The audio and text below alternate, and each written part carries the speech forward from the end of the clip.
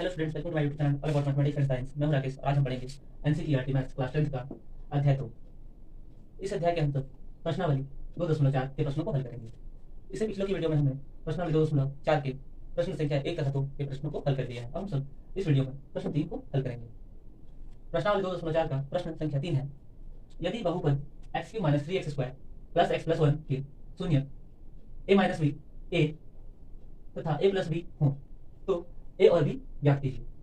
हमें प्रश्न में एक द्विघात बहुपद x³ - 3x² + x + 1 दिया गया है और इनके शून्य a - b a और a + b दिया गया है, तो हमें a और b का मान ज्ञात करने को कहा जा रहा है। तो आइए इसे हम सब हल करते हैं। तो हम सब प्रश्नानुसार देखते हैं कि हमें त्रिघात बहुपद दी गई है x³ - 3x² + x + 1। कोई भी त्रिघात बहुपद ax³ + bx + cx + d के रूप की होती है और हमें प्रश्न से शून्य दी गई है a - b a तथा a + b और हम सब शून्यकों को अल्फा, बीटा तथा गामा से रिप्रेजेंट करते हैं। तो यहाँ पे हमें x³ की कोफिशिएंट का मान को हम सब कैपिटल A से रिप्रेजेंट कर रहे हैं, तो हमारे प्रश्न में दिए गए त्रिघात बहुपद के लिए a का मान 1 हो जाएगा।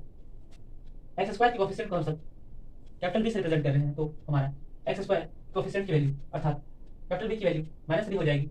x के कोफिशिएंट की वैल्यू अर्थात c की वैल्यू 1 हो जाएगी और त्रिघात बहुपद में कांस्टेंट टर्म की वैल्यू अर्थात कैपिटल D की वैल्यू भी 1 हमें दी गई है, तो हम सब इसे लिख लेंगे और शून्यकों को हम सब अल्फा, बीटा तथा गामा से रिप्रेजेंट करते हैं। हमें प्रश्न अनुसार अल्फा की वैल्यू a - b तथा बीटा की वैल्यू a तथा गामा की वैल्यू अल्फा + बीटा दी गई है। अब हम सब इन डाटा की मदद से a तथा b का मान ज्ञात कर लेंगे। तो आइए इसे हल करते हैं।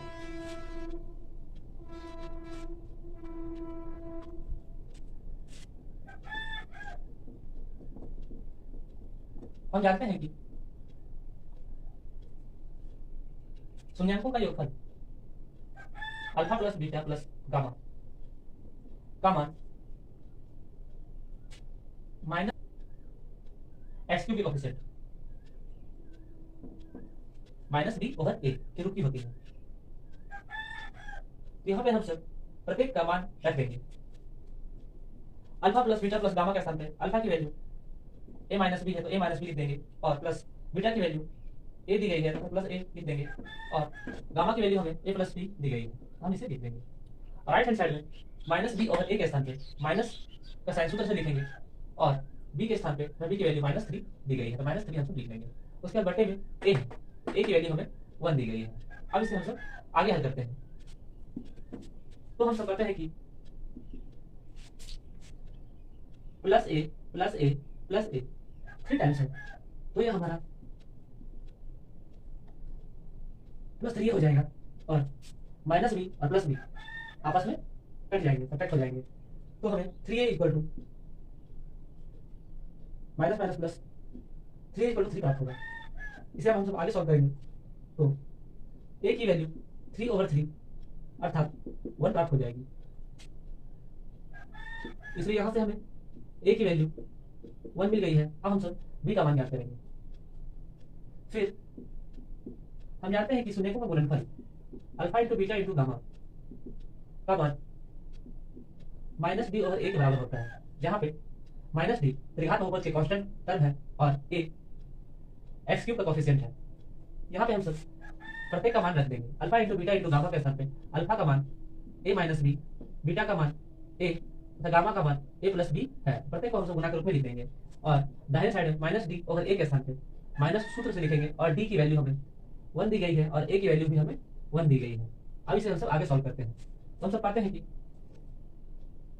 पहले हम सब दो कोफिशिएंट्स को गुणा कर लेते हैं, दो शून्यकों को गुणा कर लेते हैं। जब हम सब a को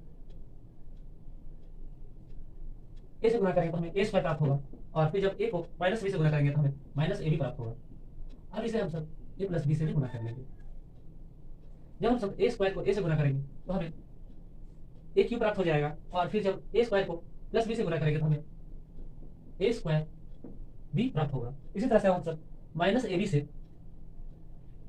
अंडर ब्रैकेट a + b को मल्टीप्लाई करेंगे, -ab × a तो हमें -a² भी प्राप्त होगा।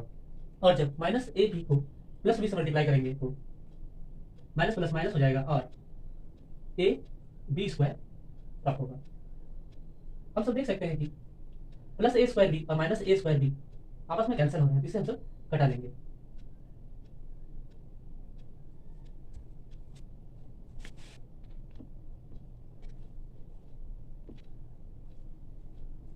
हम सब प्लस ए स्क्वायर बी और माइनस ए स्क्वायर बी को घटा लेंगे और दाहिने साइड में माइनस वन बाई वन को माइनस वन लिख लेंगे। अब इसे आगे सॉल्व करते हैं तो हमें a cube minus a b square is equal to minus one प्राप्त होता है।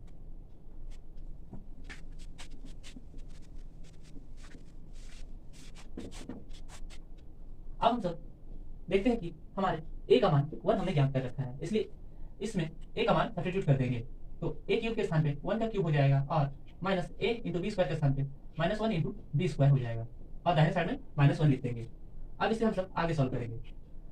वन की क्यूब वन हो जाएगी और minus one into b square minus b square हो जाएगा और दाहिने साइड में माइनस वन होगा। अब हम सब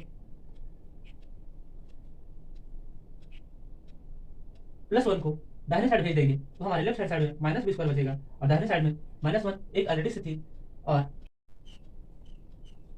हमने यहाँ तक one minus b square is equal to minus one तक हल किया है। One minus b square is equal to minus one तक हल किया है।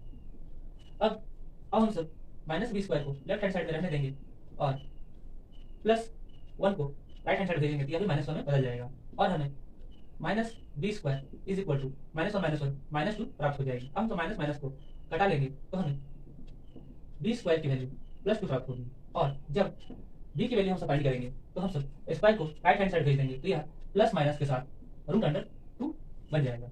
अतः हमारा हल है ए का मान हमने